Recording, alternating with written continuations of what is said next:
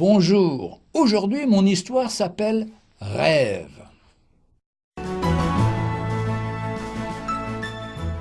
Un soir, après une journée bien chargée, Émilie se coucha et s'endormit profondément. Au milieu de la nuit, elle fit un rêve étrange. Un être effrayant toucha son épaule, la réveilla et lui tendit une lettre. Le visage grave, il lui dit « Une de vos amies vous a écrit cette lettre de l'enfer. » Émilie tremblait de la tête aux pieds. Elle prit la lettre et commença à la lire. « Mon ami, je me tiens debout dans cet endroit terrible et je suis en jugement. Je ne peux pas m'empêcher de penser que c'est de ta faute. Tu connaissais Jésus personnellement, mais tu n'as jamais osé m'en parler dans la vérité. On aurait dit que tu avais peur ou honte. Tu n'as jamais osé me dire toute la vérité. Si tu avais surmonté tes craintes, la crainte d'être jugé, la crainte de perdre mon amitié, je n'aurais certainement pas fini ici. Quand j'étais sur terre et que nous étions amis, tu ne m'as jamais parlé de la seconde mort. Sans doute avais-tu peur de moi, de ma réaction. Mais je peux te dire que j'aurais préféré que tu m'en parles, même si sur le coup, j'aurais mal réagi. Mais au moins, cela m'aurait fait réfléchir. Aujourd'hui, je suis condamné parce que tu as raté, tu ne m'as rien dit. Tu m'as parlé de beaucoup de choses qui aujourd'hui me semblent inutiles. Je te faisais confiance, mais tu m'as caché l'essentiel. Et maintenant, c'est trop tard. Tu aurais dû me crier le message de l'Évangile, jour et nuit, quitte à me lasser, mais tu n'aurais pas dû te taire. Aujourd'hui, je n'en serais sans doute pas là. On passait des jours et des nuits à parler des soi-disant grandes questions de l'humanité, de philosophie, et maintenant je réalise la vanité de ces discussions. Rien n'est important si ce n'est le salut que Jésus propose. Tu étais si discrète sur ta foi, et pourtant j'étais curieuse. Mais toi, tu ne voyais rien. Tu ne comprenais donc pas que lorsque je te provoquais, je voulais que tu m'en dises plus. Non, tu n'as rien vu. Tu étais aveuglé par la crainte de me déplaire. Tu avais la lumière, et pourtant tu m'as laissé dans les ténèbres. Quel ami étais-tu ?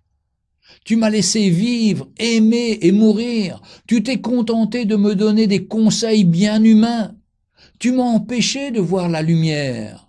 Toute ma vie, je t'ai fait confiance. J'ai partagé avec toi mes moments de joie et de tristesse, de bonheur et de lutte. Je t'ai fait confiance. Je t'ai écouté. C'est vrai que les rares moments où tu m'as parlé de Jésus, je me suis fâché.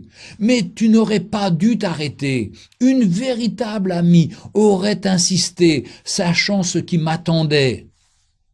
Je t'ai fait confiance et maintenant, là où je suis, je réalise que tu m'as trahi.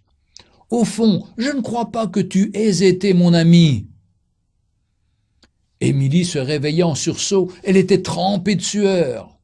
Ce rêve était si réel, elle sentait encore l'odeur âcre du soufre et la fumée dans sa chambre.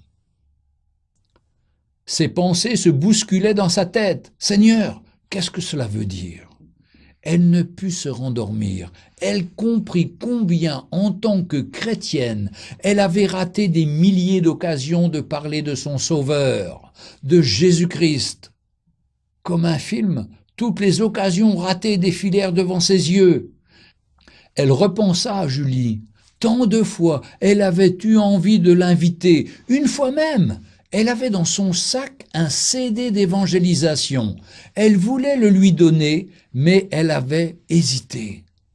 Julie était quelqu'un de si difficile, toujours argumentant, toujours discutant. Le lendemain, à la première heure, elle appela Julie. Elle se disait « Je vais l'inviter samedi soir à la réunion d'évangélisation ». Raphaël, le mari de Julie, décrocha le téléphone. Sa voix était bizarre. On aurait dit qu'il avait pleuré. Peut-être avait-il été réveillé par le téléphone. « Bonjour Raphaël, je veux parler à Julie s'il te plaît. » Mathieu éclata en sanglots. « Émilie, cette nuit, Julie rentrait du cinéma avec ses amis et un camion l'a fauchée. » Elle est morte sur le coup. Comprenez-vous le sens de cette lettre? Annoncer la bonne nouvelle, c'est essentiel.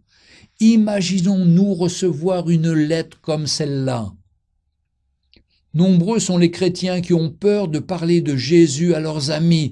Ils ont honte, ils ont peur d'être jugés. Jésus a dit, si vous avez honte de moi, j'aurai honte de vous. Qu'est-ce que cela peut faire si nos amis nous jugent? Et eux, ils vont faire face au jugement éternel.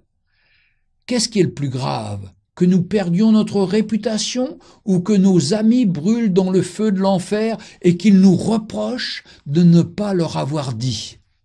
Après tout, tant pis s'ils se moquent de nous, mais au moins nous leur aurons parlé, ils ne pourront pas nous reprocher de n'avoir rien dit. Parlons à nos amis, parlons à nos proches, annonçons-leur la bonne nouvelle, qu'ils sont pécheurs et séparés de Dieu, mais que Jésus est mort sur la croix pour les réconcilier avec Dieu. Disons-leur que Dieu existe, qu'il les aime et qu'il les a tellement aimés qu'il a donné son Fils unique, afin que quiconque croit en lui ne périsse point, mais qu'il ait la vie éternelle. Disons-leur, et un jour quand nous nous tiendrons devant notre Sauveur, peut-être que notre meilleur ami nous prendra dans ses bras et nous dira « Merci, grâce à toi je suis ici dans la présence de notre Sauveur. Merci d'avoir insisté, merci d'avoir persévéré, merci d'avoir accepté mes moqueries et mes insultes, merci pour tes prières. » Pour ma part, je sais que si je suis en communion avec le Seigneur, il est facile de parler de lui, car il me donne ses paroles, et ce sont les gens à qui je parle qui sont gênés. Et moi, je suis rempli de joie et de force par son Saint-Esprit. Je parle de lui, car il m'a sauvé du jugement, et jusqu'à la fin de ma vie, je veux raconter ses merveilles. Honorons-le par nos vies en annonçant ce qu'il a fait pour chacun d'entre nous. Dans ce monde épouvantable dans lequel nous vivons, quelle merveilleuse nouvelle que de dire « Dieu existe, il t'aime et il veut te sauver ». Merci Jésus parce que tu as donné ta vie pour moi, pour que je puisse être sauvé.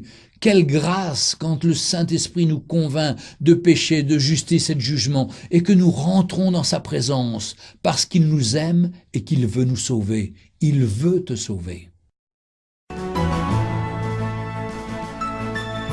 Retrouvez Un jour une histoire sur www.365histoire.com.